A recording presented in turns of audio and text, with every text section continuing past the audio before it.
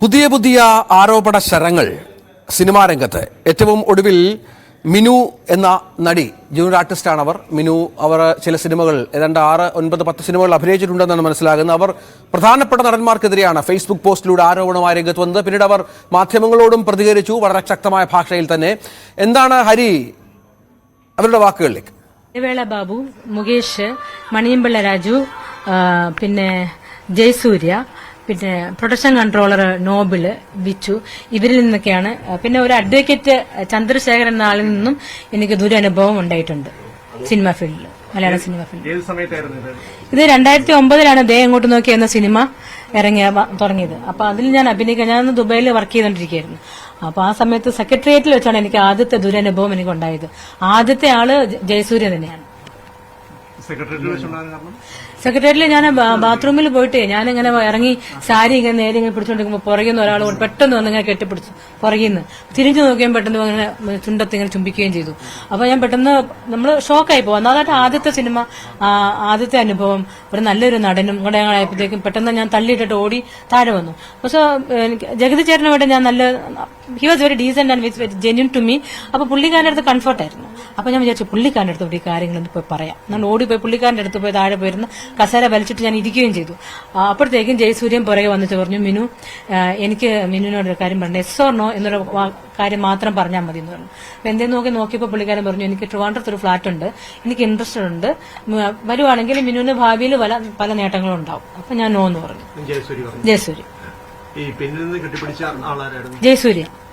ജയസൂര്യാണ് പുറകുന്ന, അപ്രത്യക്ഷമായിട്ട് പുറകുന്ന ഒന്ന് കെട്ടിപ്പിടിച്ചിട്ട് ചുംബിക്കുകയും കൂടെ ചെയ്തു. അതാണ് എനിക്ക് ഭയങ്കര സങ്കടമായി പോയത്. പരാതി എനിക്ക് അന്നേരത്തെ ഭയങ്കര പേടിയായിരുന്നു. കാരണം ആ സമയം 13 വർഷം മുമ്പ് ആയതുകൊണ്ട് ധൈര്യമില്ലായിരുന്നു. എന്തോ സംഭവിച്ചത്, ഇനി ഫിലിപ്പീനിൽ ഇങ്ങനെയൊക്കെയാണോ നിങ്ങൾ നമുക്ക് തോന്നുമായിരുന്നു എന്താ സംഭവിച്ചതെന്ന്. അപ്പൊ അത് എന്നാലും ജഗതി ചേട്ടനോട് പറഞ്ഞു. ജഗതി ചേട്ടൻ എനിക്ക് ഒറ്റയ്ക്ക് കിട്ടിയില്ല. കിട്ടിയിരുന്നെങ്കിൽ ഞാനത് പറഞ്ഞായിരുന്നു. പറഞ്ഞിട്ടില്ല.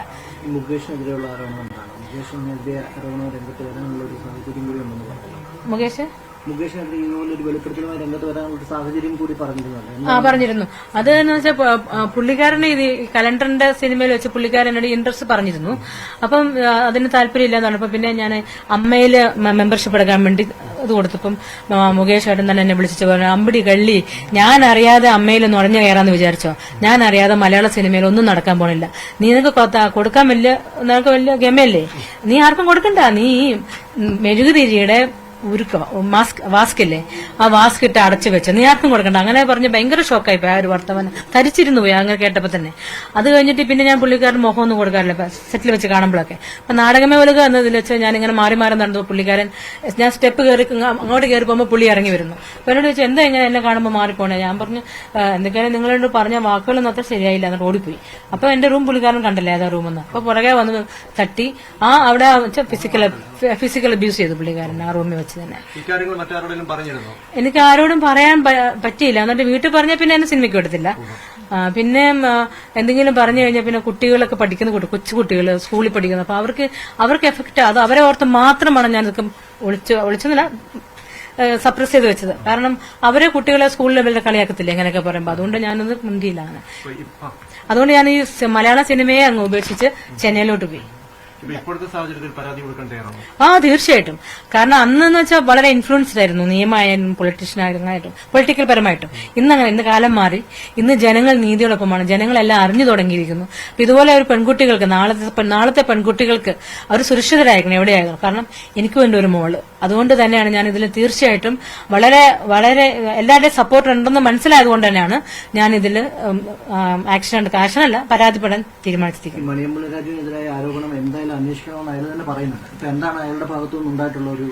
ഫിസിക്കൽ ഭയങ്കര മെന്റൽ ടോർച്ചർ ആയിരുന്നു. പുള്ളിക്കാരന്റെ കൂടെ ബെഡ് ഷെയർ ചെയ്യണമെന്ന് പറഞ്ഞിട്ടുണ്ട്.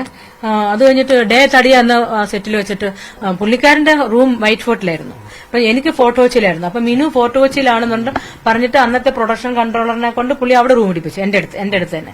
എന്നിട്ട് എന്റെ അടുത്ത് പറഞ്ഞു, ഞാൻ ഇന്ന് രാത്രി വരും, മിനു ഡോർ തുറന്നിട്ടാക്കണം. ഞാൻ നോ ഇല്ല പറ്റില്ല, അയ്യോ ഒന്നും പറ്റത്തില്ല എന്ന് പറഞ്ഞു. ഇല്ല ഞാൻ തുറന്നിട്ടാക്കണം. വളരെ ആധികാരികമായിട്ട് പറഞ്ഞു. ഈ പുള്ളി ഇതിന്റെ വൈസ് പ്രസിഡന്റ് ആണോ ഇതൊന്നും എനിക്കറിയത്തില്ല കേട്ടോ. ആരാണെന്നൊന്നും ഈ അമ്മയുടെ കമ്മിറ്റി മെമ്പേഴ്സ് ആണെന്ന് പോലും എനിക്കറിയില്ല. അപ്പൊ ഞാൻ അതിന്റെ I didn't mind at all.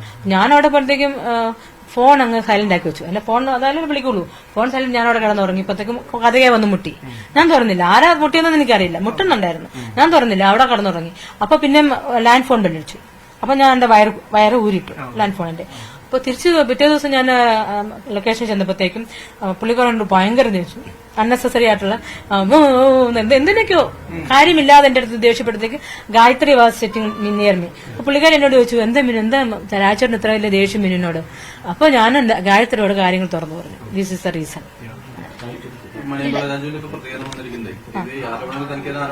അന്വേഷിക്കണം എന്നാണ് പറയുന്നത്.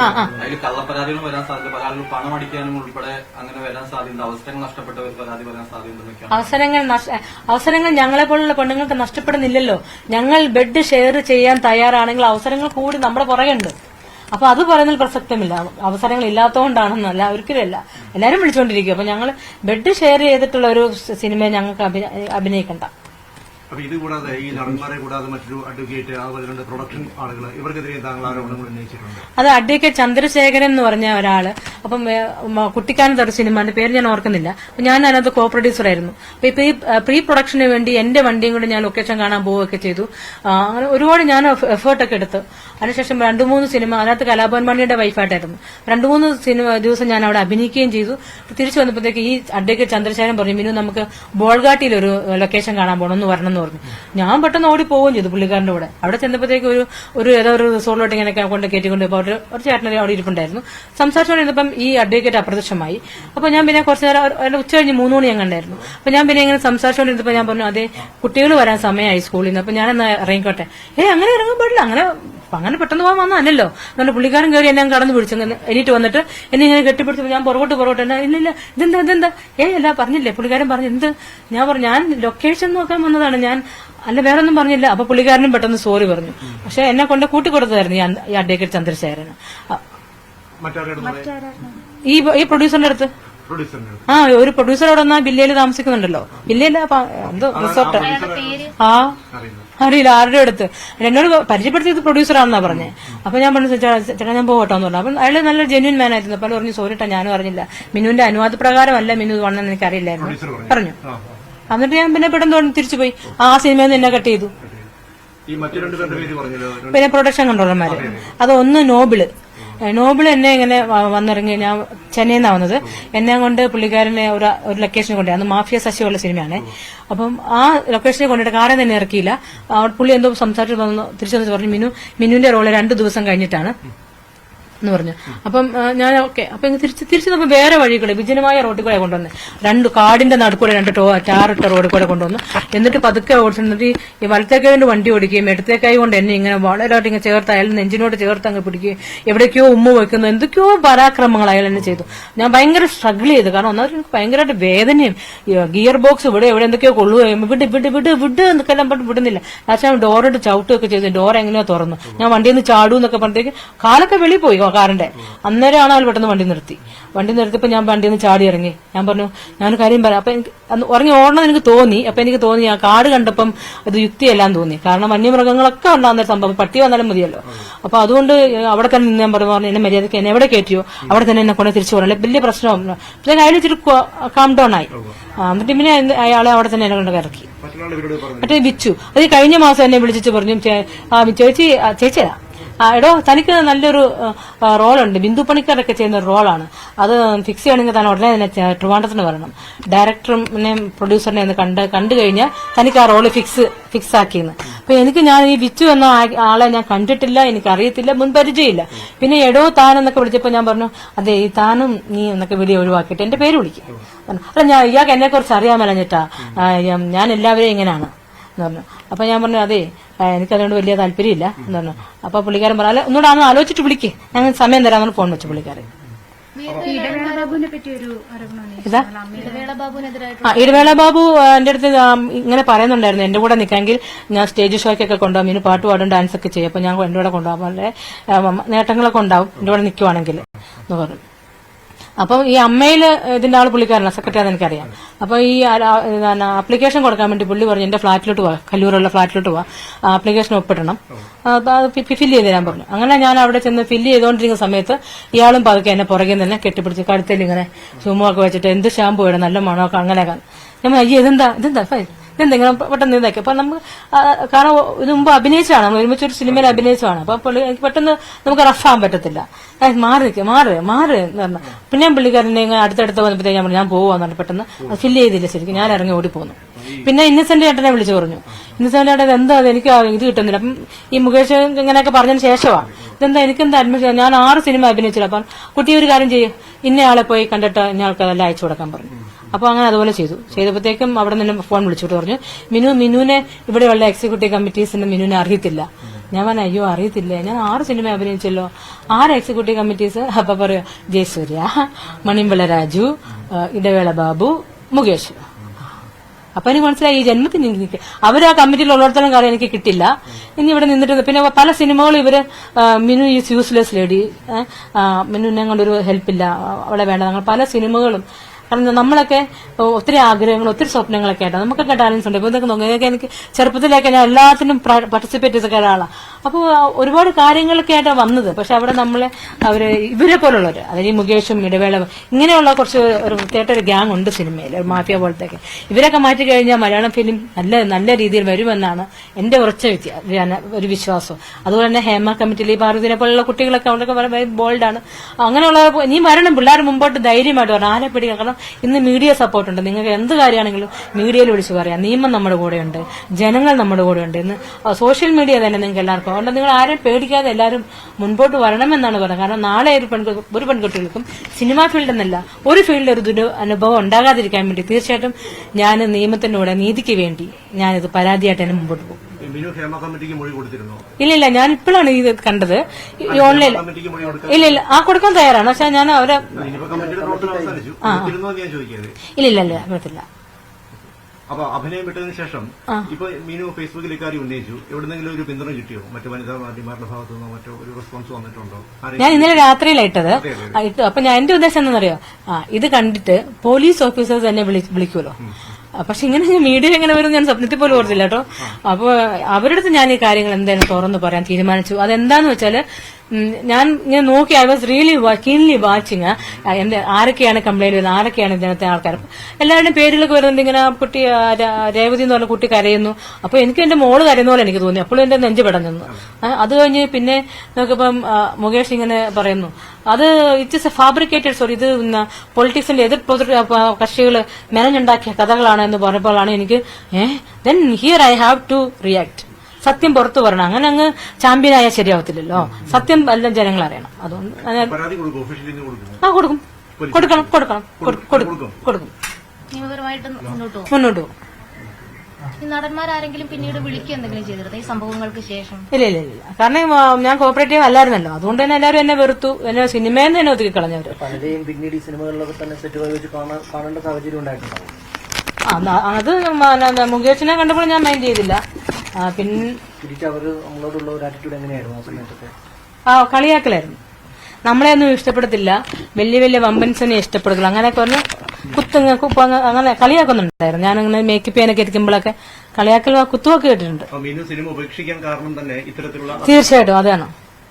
കാരണം ഞാൻ ദുബായിൽ കുറെ നാള് വർക്ക് ചെയ്ത് സെറ്റിലായതിനു ശേഷം ഇവിടെ വന്ന, എനിക്ക് സെറ്റിലായതിനു ശേഷം ഞാൻ സിനിമയിൽ വന്നതാണ്. അപ്പൊ ഇനി സിനിമയിൽ വളരെ നന്നായിട്ട് എന്തെങ്കിലുമൊക്കെ ചെയ്യണം എന്നുള്ള ആഗ്രഹത്തോടെ വന്നതാണ്. അപ്പൊ അപ്പൊ ഇങ്ങനെ ഒരു ബെഡ് ഷെയറിംഗ് നമുക്കൊരിക്കലും പെന്നെപ്പെടുത്തുമായിരിക്കും. സെക്സ് എന്ന് വെച്ചാൽ അത് ഡിവൈനാണ്. അത് it has to come from the heart. പെട്ടെന്ന് അവരുടെ ക്യാരക്ടർ തരാം, അല്ലെങ്കിൽ ക്യാഷ് തരാം, സ്വർണം തരാം എന്ന് പറഞ്ഞാൽ ഒരു സ്ത്രീകൾക്കും ഭാരതീയ സ്ത്രീകൾക്ക് കിടക്കാൻ പറ്റുമെന്ന് എനിക്കറിയില്ല, പറ്റില്ല.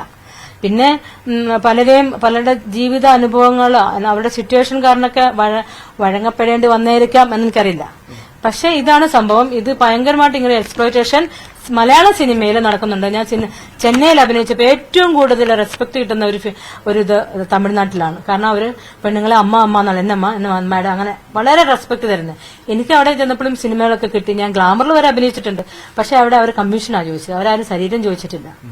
ഇത്ര പെർസെന്റേജ് കമ്മീഷൻ ഞങ്ങൾക്ക് വേണം, അതുള്ളൂ. ജെന്യൂൻ ഞങ്ങൾ കൊടുക്കാൻ തയ്യാറാ. ചെന്നൈയിലൊക്കെ നമുക്ക് ക്യാമറയുടെ മുമ്പിൽ അഭിനയിച്ചാൽ മതി. കാശ് തരും, അത്രേ ഉള്ളൂ. പക്ഷെ ഇവിടെ മലയാളത്തിൽ അങ്ങനല്ല, ക്യാമറയുടെ പുറകിലും അഭിനയിക്കേണ്ടതായിട്ട് ഫോഴ്സ് ചെയ്യും നമ്മളെ, അതായത് ഇങ്ങനത്തെ വലിയ സീനിയേഴ്സ്. ഈ ഹേമ കമ്മിറ്റി റിപ്പോർട്ട് വന്ന ശേഷം കുറച്ചൊരു കോൺഫിഡൻസ് മൊത്തം സിനിമാ മേഖലയിലുള്ള സ്ത്രീകൾക്കായിട്ടുണ്ടെന്ന് തോന്നുന്നു. തീർച്ചയായിട്ടും വന്നിട്ടുണ്ട് ആ കോൺഫിഡൻസ്. എനിക്കും അത് തന്നെയാണ് വന്നത്. കാരണം ഇങ്ങനെയുള്ളവർക്ക് ധൈര്യമായിട്ട് മുമ്പോട്ട് വന്നതുകൊണ്ടാണ് ഇവിടെ നടക്കപ്പെടുന്നത്. പലർക്കും പെൺകുട്ടികളാണ് കൂടുതലും ഇതിലിരയായിരിക്കുന്നത്. അപ്പൊ അവർക്ക് ഇതൊരിക്കലും പുറത്ത് പറയാൻ സാധിക്കില്ല. പറഞ്ഞാൽ ഒന്ന് അവരുടെ വീട്ടുകാർ വിടത്തില്ല, രണ്ട് അവർ വിവാഹിതരാവേണ്ടവരാണ്. ഇത് പറഞ്ഞാൽ അവർക്ക് നല്ല കല്യാണം വരുമോ? അപ്പൊ അവരെങ്ങനെ പ്രതികരിക്കും? അപ്പൊ അവരെല്ലാം, എനിക്കറിയാം, അവർക്ക് എല്ലാവർക്കും വേണ്ടിയാണ് ഞാനിത് വളരെ ഓപ്പണായിട്ട് തന്നെ ഇവിടെ പറയുന്നത്. മറ്റ് സമാനമായ അനുഭവങ്ങൾ മറ്റു സുഹൃത്തുക്കൾ ഉൾപ്പെടുത്തിയിട്ടുണ്ടോ മീനുവിനോട്? ഗായത്രി പറഞ്ഞിട്ടുണ്ട്. ഇത് തന്നെയാണ് സിനിമയിലെ സ്ഥിരം പല്ലവിന്ന് ഗായത്രി പറഞ്ഞിട്ടുണ്ട്. പിന്നെ ആരാണ്? പിന്നെ എന്റെ കൂടെ അങ്ങനെ കോമ്പിനേഷൻ അങ്ങനെ വന്നിട്ടില്ല ലേഡീസ്. നമ്മൾ ചെല്ലുമ്പോൾ ചിലപ്പോൾ ഞാൻ മാത്രമല്ലേ അന്നത്തെ ലേഡിയിൽ അങ്ങനെ.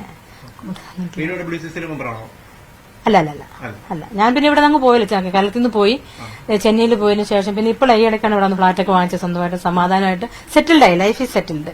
എനിക്ക് ആരുടെ മുമ്പിൽ കഴിഞ്ഞിട്ടുണ്ട് ആവശ്യമില്ല, ആരുടെ മുമ്പിൽ കൈകൂപ്പി നിൽക്കേണ്ട ആവശ്യമില്ല. അപ്പൊ അതുകൊണ്ട് ഇപ്പം മണിയമ്പളരാജ് ഒരു വാക്ക് പറഞ്ഞു പണത്തിന് വേണ്ടിയെന്ന്. പണത്തിന്റെ ആവശ്യമില്ല. എന്റെ ഹസ്ബൻഡ് ന്യൂസിലാൻഡിലാണ്, ഐ എം വെരി സെറ്റിൽഡ്. എനിക്കങ്ങനെ ആരെയും അങ്ങനെ ബ്ലാക്ക് മെയിൽ ചെയ്ത് പിന്നെ ദൈവവിശ്വാസികളാണ്. എനിക്കൊരു മകളുണ്ട്. അപ്പൊ അതുകൊണ്ട് നമ്മൾ അങ്ങനെയൊന്നും ആരെയും ബ്ലാക്ക് മെയിൽ ചെയ്യേണ്ട ആവശ്യമൊന്നും എനിക്കില്ല. കാശിന് യാതൊരു ബുദ്ധിമുട്ടുള്ള ആളുമല്ല ഞാൻ. ഇപ്പോൾ മാത്രമാണ് ഈ ഒരു പരാതിയുമായിട്ട് രംഗത്ത് വന്നത്. നേരത്തെ ഇത് വെളിപ്പെടുത്തുക എന്തെങ്കിലും ചെയ്തിരുന്നു. 2013 കേരള കൗമുദി അത് പബ്ലിഷ് ചെയ്യുകയും ചെയ്താണ്. പിന്നെ അഡ്ജസ്റ്റ്മെന്റിനോട് പൊരുത്തപ്പെടാതെ മിനു കുര്യൻ മലയാള സിനിമ വിടുന്നു എന്നുണ്ട്. അതിന്റെ വളരെ ഹെഡ് വന്നതായിരുന്നു. ആരും മൈൻഡ് ചെയ്തില്ല, ഒന്നുമില്ല. എന്ത് സംഭവിച്ചെന്ന് പോലും ആരും വിളിച്ചിട്ടില്ല. ഇപ്പൊ ഇതിന്റെ സാക്ഷി പറയേണ്ടി വരികയാണെങ്കിൽ ഗായത്രി മാത്രമാണ് സാക്ഷിയായിട്ടുള്ളത്. തെളിവുകൾ, അതാണ് ചോദിക്കുന്നത്. തെളിവുകൾ എന്തെങ്കിലും കൈവശമുണ്ടോ? തെളിവുകൾ എന്ന് വെച്ചാൽ നമ്മൾ സ്ത്രീകൾ തന്നെ പറയുന്നത് തന്നെയാണ് തെളിവ്, ഏറ്റവും വലിയ തെളിവ്. അത് അവർ ചെയ്തില്ല എന്ന് അത് തെളിയിക്കേണ്ടത് അവരുടെ ചുമതല. ഞാൻ വിക്ടിമാണ്, ഞാൻ ഇരയായ ആളാണ്. ഇതിന്റെ മെന്റൽ അഗണിയും അനുഭവിച്ച ഒരാളെ ഞാൻ ഇപ്പോഴും എന്റെ മനസ്സ് നീറിക്കൊണ്ടിരിക്കുന്ന സംഭവമാണ്. ഇത്രത്തോളം ഞാൻ വിഷമിച്ചു, എനിക്ക് നീതി കിട്ടിയില്ല, എനിക്ക് ഞാൻ ആരോട് ഷെയർ ചെയ്യും എന്ന് വിഷമിച്ചിരിക്കുമ്പോൾ ദൈവം തന്നെ ഒരുക്കി തന്ന ഒരു അവസരമാണിത് ഞാൻ കാണുന്നത്. ഈ അമ്മയുടെ തലപ്പത്തെല്ലാം തന്നെ പുരുഷ താരങ്ങളാണ്. അതെ, അത് ആ ഒരു സംവിധാനം മാറി വനിതാ താരങ്ങൾ. തീർച്ചയായിട്ടും അവിടെ സ്ത്രീകൾ തന്നെ വരണം. അങ്ങനെ സ്ത്രീകൾക്ക് ഇതുപോലെ പ്രശ്നങ്ങൾ ഉണ്ടാകുമ്പോൾ അവിടെ പോയി പറയാൻ വേണ്ടി ഈ വനിതയെ കണ്ട് പറയാനുള്ള ഒരു സാഹചര്യം നമ്മൾ ഒരുക്കി കൊടുക്കണം. എന്തുകൊണ്ട് അത് ശരിക്കും അത് മാറണം. ഈ അമ്മ എന്ന സംഘടനയില് സ്ത്രീകളുടെ ചിലപ്പോൾ വരുവാണെങ്കിൽ തീർച്ചയായിട്ടും, അല്ലെങ്കിൽ വൈസ് പ്രസിഡന്റും അങ്ങനെ വരട്ടെ. അപ്പൊ തീർച്ചയായിട്ടും അവിടെ ഒരു വളരെ സേഫ്റ്റി ഉണ്ടാവുകയാണ്. അതുകൊണ്ട് ഈ പഴയ ആൾക്കാരെ തന്നെ പിടിച്ച് യങ്സ്റ്റേഴ്സ് എന്ത് നല്ല ആൾക്കാരാണ്. ഈ ടോവിനോനൊക്കെ പിടിച്ചാക്കുന്നേ. ടോവിനൊക്കെ നല്ല മിടുക്കന്മാർ പയ്യന്മാരല്ല. ആസിഫ് അലി അങ്ങനെയുള്ള യങ്സ്റ്റേഴ്സ് കയറി വരട്ടെ. അവരെയൊക്കെയാണ് അമ്മയുടെ ഇത് കൊണ്ടുവരുന്നത്, അല്ലാതെ ഇവരൊന്നുമല്ല. കാരണം എന്തെല്ലാം നടന്നിരിക്കുന്നു. ഇവരാരും ഈ പറഞ്ഞ മമ്മൂക്ക പോലും ഒന്ന്, he's an advocate, he's a lawyer and he's not ready to react. ഇവരെയൊക്കെ ഒന്ന് പറഞ്ഞു കൊടുക്കാം ഇങ്ങനെ സംഭവം നടക്കാൻ പാടില്ല. അപ്പം നമുക്കൊക്കെ ഒരു അഡ്വക്കേറ്റ് എന്ന് പറയുമ്പോൾ ഹീസ് നമുക്ക് സേഫ്റ്റി തോന്നും പെൺകുട്ടികൾക്ക്. പക്ഷെ അദ്ദേഹം പ്രതികരിക്കുന്നില്ല എന്നത് വളരെ സങ്കടകരമായിട്ടുള്ള കാര്യമാണ്. മാത്രമല്ല അമ്മയിലെ സീനിയർ നടന്മാരും ഇതേവരെ, അതായത് ഹേമ കമ്മിറ്റി റിപ്പോർട്ട് സമർപ്പിച്ചിട്ട് തന്നെ ഇന്ന് ഒരാഴ്ച കഴിയും. അതെന്താണ് അതോട്ടെ. അപ്പൊ പ്രതികരിക്കാൻ കഴിവുള്ള, അപ്പൊ ഞാനിപ്പോ പറയുകയാണെങ്കിൽ എനിക്ക് ടോവിനെ നേരിട്ട് പരിചയമില്ല. പക്ഷെ ടോവിനയുടെ ഓരോ ആക്ടിവിറ്റീസ് കണ്ടപ്പോൾ ടോവിനൊക്കെയാണ് തലപ്പത്തിരിക്കാൻ യോഗ്യതയായിട്ടുള്ള. പാർവതി, ടോവിനോ, ആസിഫ് അലി, പിന്നെ ഉണ്ടല്ലോ ആറ് പറഞ്ഞല്ല. അങ്ങനെ അതാണ് പറയുന്നത്. ഈ സീനിയേഴ്സ് മാറണം. അപ്പൊ ഈ പഴഞ്ചൻ സംസ്കാരവും മാറും. സീനിയേഴ്സിനെ മാറ്റിയാല് പുതിയ ഒരു ന്യൂ ട്രെൻഡ് വരും. അതാണ് സീനിയർ നടന്മാരുടെ മൗനത്തെ എങ്ങനെയാണ് കാണുന്നത്? I feel pity on them. ആണുങ്ങളായ നട്ടല് വേണം, അല്ലെങ്കിൽ പിന്നെ സിനിമാ ഫീൽഡിൽ നിൽക്കരുത്. അഭിനയിക്കാൻ മാത്രം കഴിവുപോരാ, നീതിക്കും കൂടി വേണ്ടി നിൽക്കണം. ഞങ്ങളെപ്പോലുള്ള പെൺകുട്ടികളാ, ഞങ്ങൾ കേരളക്കാരാ, ഞങ്ങൾ മലയാളികളാ, അവരുടെ സഹോദരികളാ. അവർക്ക് സേഫ്റ്റി കൊടുക്കാനുള്ള ഒരു നട്ടല് നിങ്ങൾക്കില്ലെങ്കിൽ please go away from this field, not worth to be here. അല്ലേ? അതാ ഞാൻ പറയുള്ളൂ. കഥാപാത്രങ്ങൾ മാത്രമാണ് ആക്ഷൻ ഹീറോകളായി മാറുന്നത്. അതെ, സിനിമയിലെല്ലാം ഹീറോയാണ്, അതുകൊണ്ട് വലിയ ഡയലോഗാണ്. ഒരു യഥാർത്ഥ സംഭവം നടക്കുമ്പോ ഇവർ പുറകോട്ട് നിൽക്കുന്നത്. എന്ത് സംഭവം ആയിക്കോട്ടെ, ഇപ്പൊ ദിലീപിന്റെ പ്രശ്നം ആയിക്കോട്ടെ, കാവ്യ മാധവൻ, മഞ്ജുവിന്റെ പ്രശ്നമൊക്കെ, അവിടെയൊക്കെ ബോൾഡായിട്ട് നിൽക്കേണ്ടത് സീനിയേഴ്സായ ലാലേട്ടനും മമ്മൂക്കായും ഇവർക്കാണ്. കാരണം ദേ ആർ എഡ്യൂക്കേറ്റഡ്. അപ്പൊ അവർ കാര്യങ്ങൾ തുറന്ന് സംസാരിക്കുകയും അവരെ നന്നായിട്ട് അവരെ ഇത് വാൺ ചെയ്യുകയും ചെയ്യണം. It shouldn't happen. ബിക്കോസ് പുറത്തുള്ളവർ കേൾക്കുമ്പോ പറയാം, മലയാളം എന്നൊക്കെ ആദ്യം അവർക്ക് മമ്മൂക്കായനെയും മോഹൻലാലിനെ ഇവരെ കൊണ്ടായിട്ടാണോ ഇങ്ങനെയൊക്കെ നടക്കുന്നത്? അവർക്ക് തന്നെ നടക്കേട്. അവർ തലപ്പത്തിരിക്കുന്നവരാണ്, അവരാണ് സീനിയർ ആർട്ടിസ്റ്റ്. അപ്പൊ അവരുടെ കീഴിൽ ഞങ്ങളൊന്ന് സേഫ് അല്ലേ? അതാ. മറ്റു കാര്യങ്ങൾ മാത്രം ഇപ്പം മീനുവും ഇതുപോലുള്ള ഒരുപാട് ആർട്ടിസ്റ്റുകളും തുറന്നു പറച്ചിലുകളുമായിട്ട് രംഗത്ത് എത്തിയിട്ടുണ്ട്. ഇത് ഒരു ശുദ്ധീകരണത്തിന് ഇടയാക്കുമെന്ന് കരുതുന്നുണ്ടോ? തീർച്ചയായിട്ടും സിദ്ധുകല ഇത് നല്ലതായിട്ട് ഇപ്പോൾ തന്നെ അമ്മ ഇപ്പൊ സ്ത്രീകൾ വരും തന്നെ എനിക്കറിയാം, മാറും. അപ്പം അത് നല്ലൊരു ശുദ്ധീകരണം തന്നെ നടക്കും. ഈ സീനിയേഴ്സിനെല്ലാം മാറ്റണം. ഞാൻ പറയപ്പോ ഈ ലാലേട്ടനൊക്കെ മാറ്റണം. ലാലേട്ടന്റെ ഒക്കെ ഒരു സമയം കഴിഞ്ഞു. ആ ഒരു കാലത്ത് പഴഞ്ചൻ ഇതല്ല. കാരണം പുള്ളിക്കാരൻ ഇതിൽ റിയാക്ട് ചെയ്യുന്നില്ല. അതുകൊണ്ടാണ് കേട്ടോ ഞാൻ പറയുന്നത്. ഒരു കാര്യത്തിന് റിയാക്ട് ചെയ്യാൻ കണ്ടില്ല. അപ്പൊ അതുകൊണ്ട് തന്നെ പുതിയ ന്യൂ കയറി വരണം. ഇതിലിപ്പം ആരോപണം ഉന്നയിക്കപ്പെട്ടവരിൽ പ്രധാനപ്പെട്ട ഒരാളെന്ന് പറയുന്നത് മുകേഷാണ്. മുകേഷ് രാഷ്ട്രീയക്കാരനാണ്, സർക്കാരിന്റെ ഭാഗമാണ്. മുകേഷിനെ ഞാൻ എടുത്തു പറയാം. ഇപ്പൊ എന്തായാലും ഞാൻ ഇതൊക്കെ പറഞ്ഞല്ലോ. വീട് നന്നാക്കാൻ അറിയത്തില്ലാത്തവൻ എങ്ങനെ നാട് നന്നാക്കുന്നത്? സ്വന്തം 2 മക്കളെ ഉപേക്ഷിച്ച്, ആ ഭാര്യ സരിതേനെ ഉപേക്ഷിച്ച് മറ്റു പെണ്ണുങ്ങളുടെ കൂടെ ഇങ്ങനെ പുറകെ നടക്കുന്ന ഒരാളെ എങ്ങനെ MLA ആക്കി? ഈ കൊല്ലത്തെ ആൾക്കാരുടെ റിയലി ഫീൽ മാധ്യമങ്ങളെ കണ്ടുകൊണ്ടിരിക്കുന്നത്